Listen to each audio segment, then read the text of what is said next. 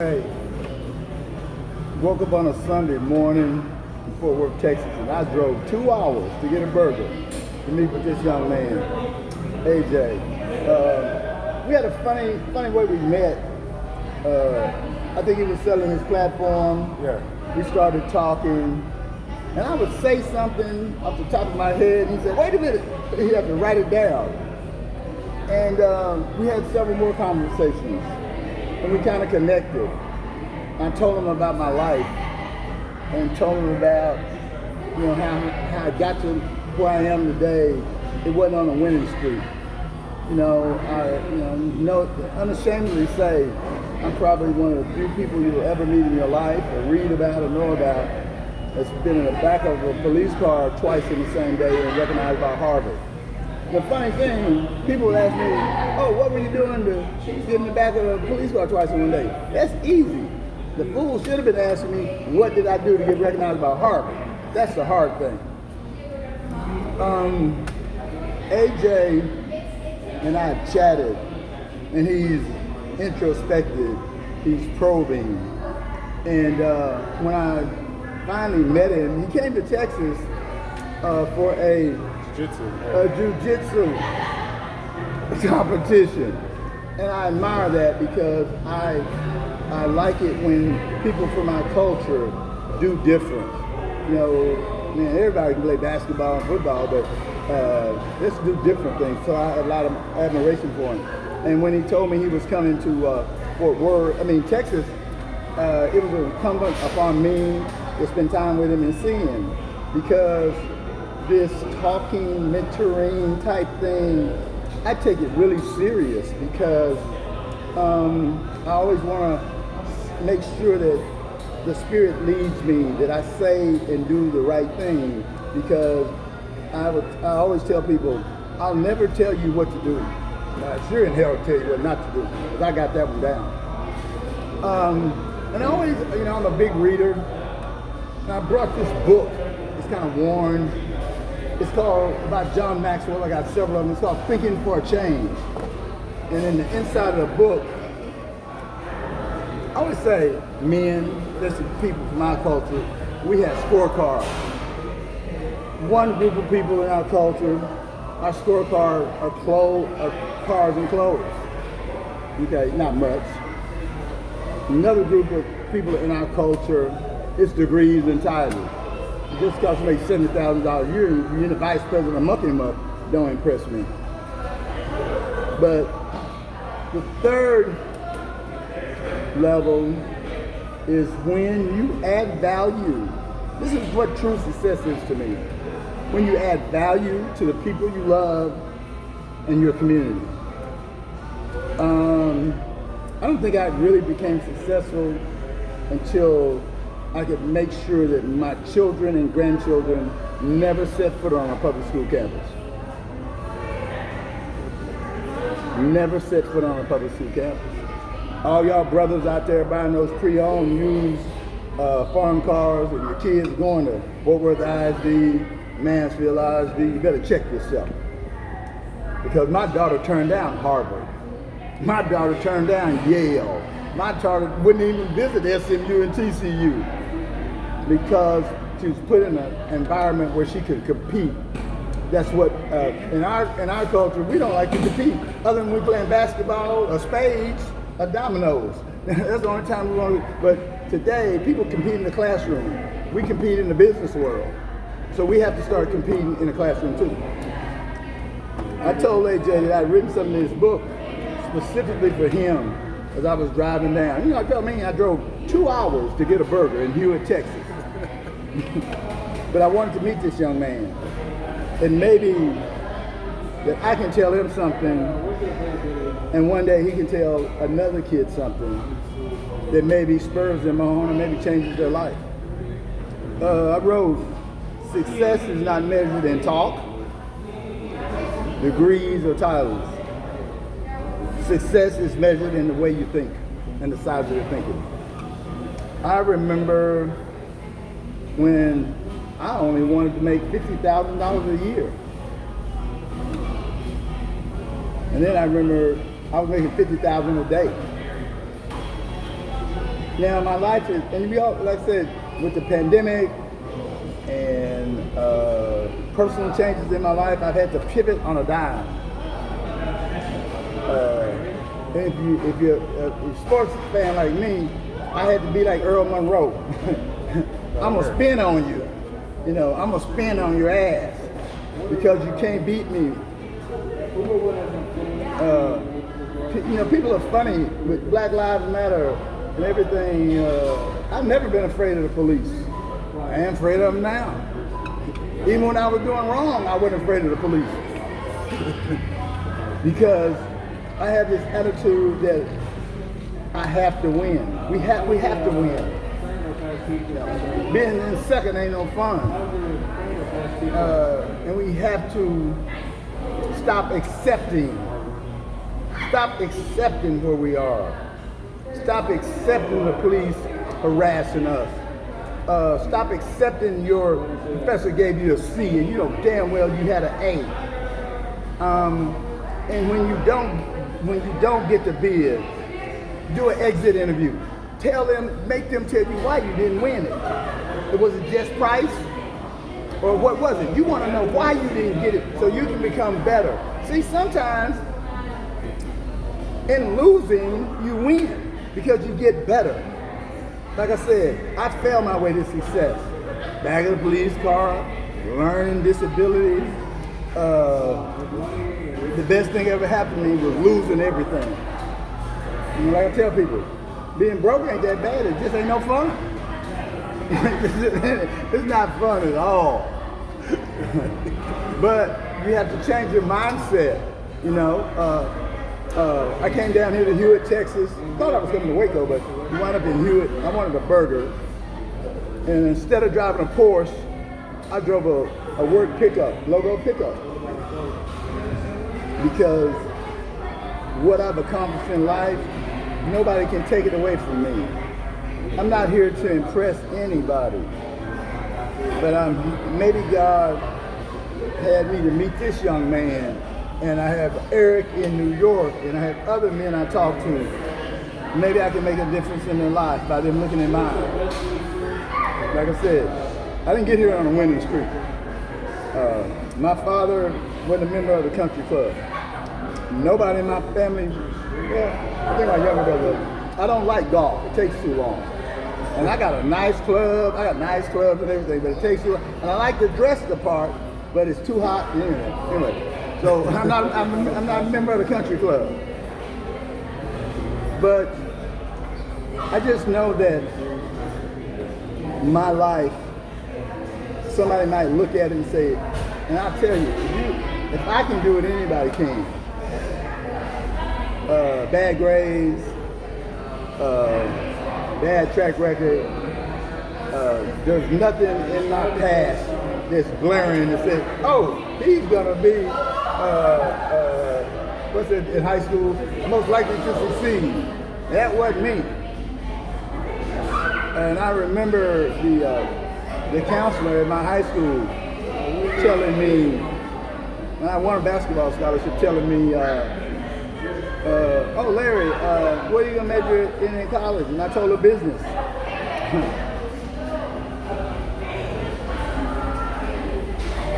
Dream killer. That's what I call it. 1975. This woman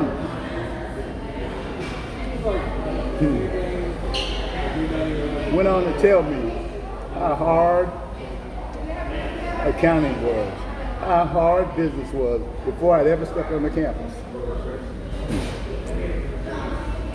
And there's two people I thought about when I got recognized by Harvard, her and my father. Stay away from those dream killers. You know, I listened to a deal last week about Steve Harvey and how one of his teachers was his dream killer. Because it was really because he was black and he didn't know anybody who had been on TV. Nobody in the neighborhood had been on TV. So she refused to accept his paper on what he's a kid. Like I tell people, our dreams don't give up on us, we give up on our dreams. Man, don't ever give up on your dreams. I'm 63 years old. I hope one day that I could take my father's janitorial company that was started with $10 and turn it into a real business. What kind of people do you find with 200 employees later, Harvard, Forbes, Fortune, seeing money. I don't know if I was successful, but I do know this. There's a next. And next is always not always big. You know, next might be at a comfortable level where you have less stress. Do I want to, after the pandemic and selling off some things or whatever, do I want 200 employees? I don't know. Maybe 50 will do. But I already got 35, so, you know, and I turned down 50. But it's, when you prepare yourself, doors open. Always be prepared. And be prepared by believing, studying and reading.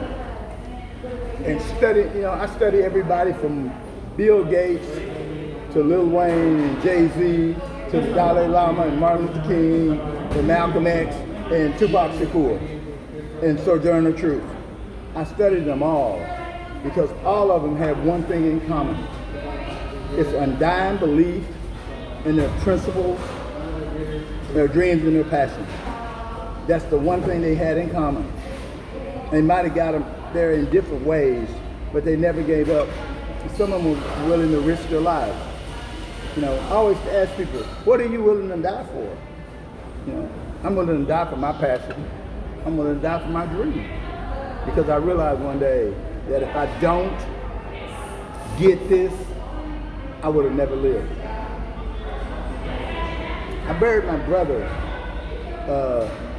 3 days ago. And I looked upon his life, and we were so very different, but he lived a good life. But he wasn't chasing. You know, he didn't want to chase contracts. He didn't want to chase business. He didn't want to chase it. And that's fine. Everybody's not cut out for this. But for those who are, it's magic. You'll get to, you know, it's like riding a magic carpet. Sometimes that carpet is really just a thread. It's a thread. It's not a full carpet.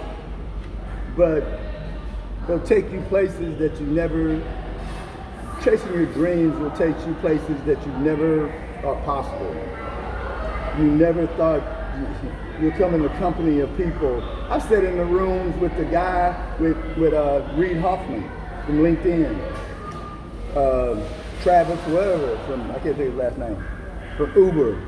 I sat in the rooms with people from amazing companies, and I simply clean toilets for a living.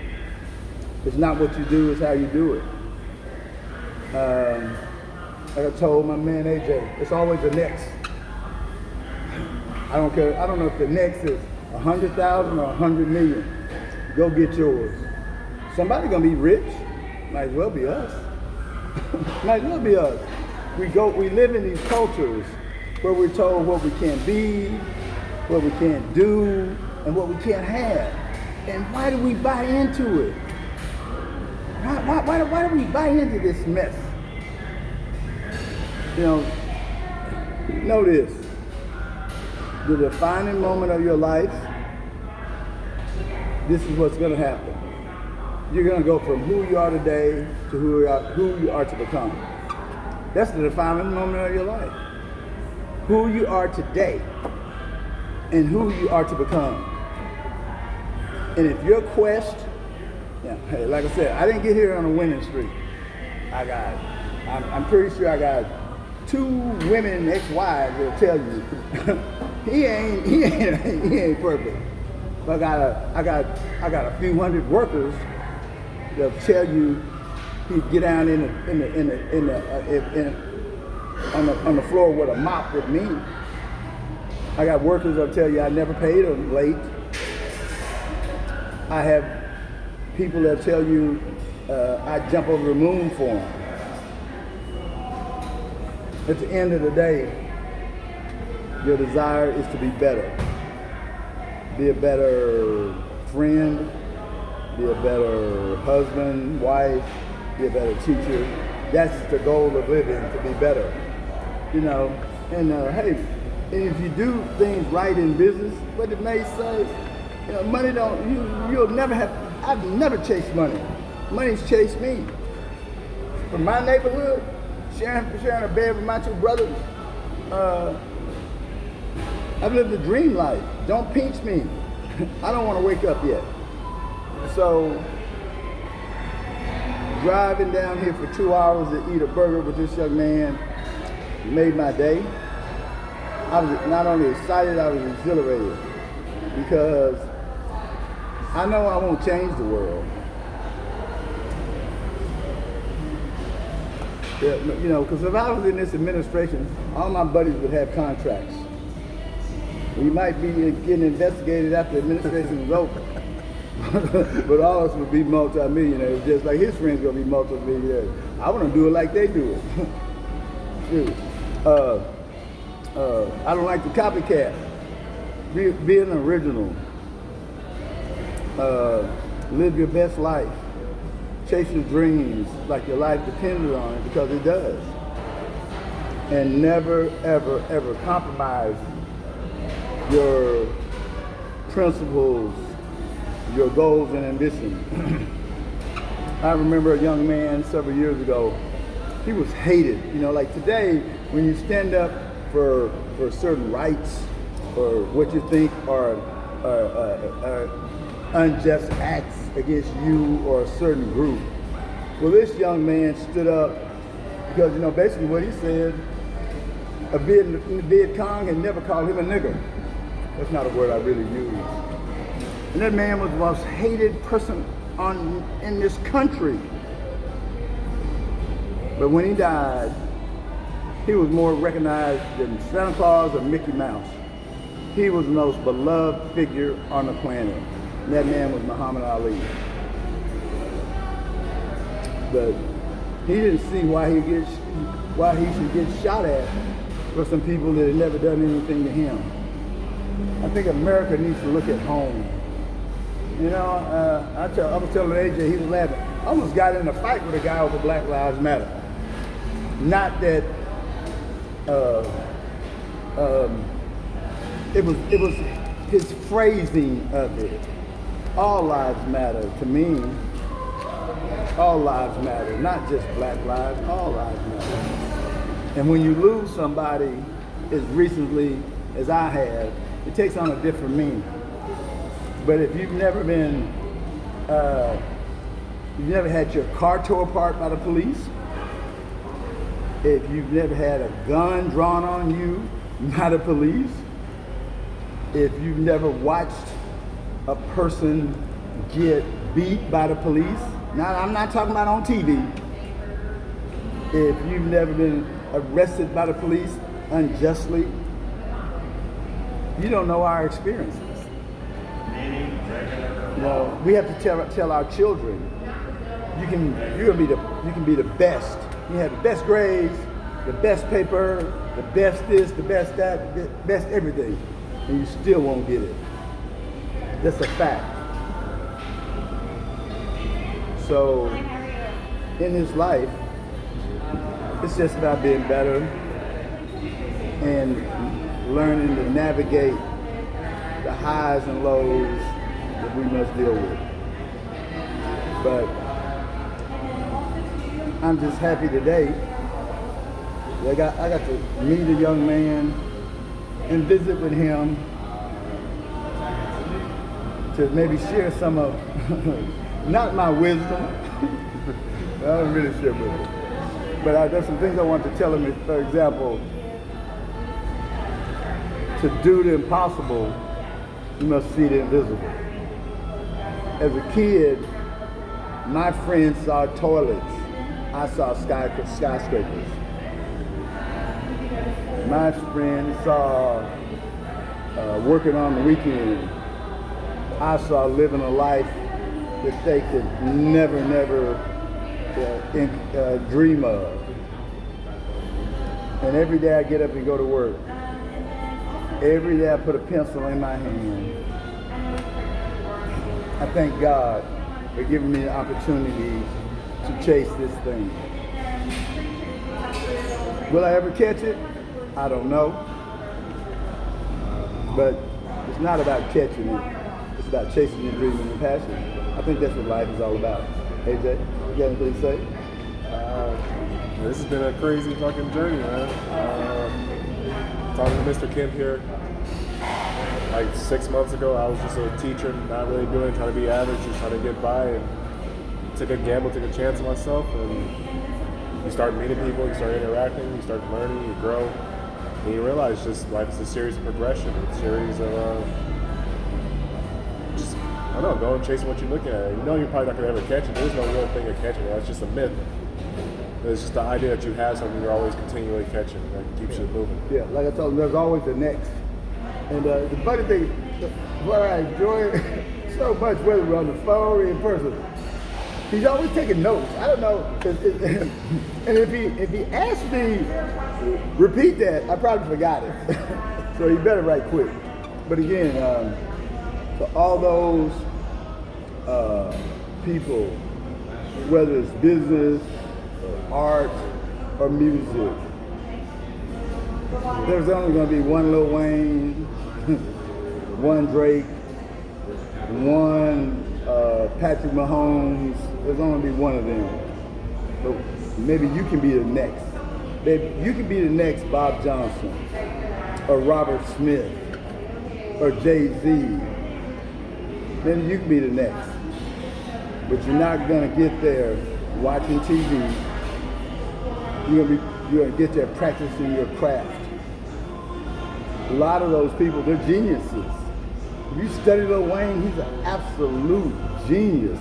He never even graduated high school. Now, I don't think he ever went to high school. But some of us have to go the normal path. But whatever you do in this life,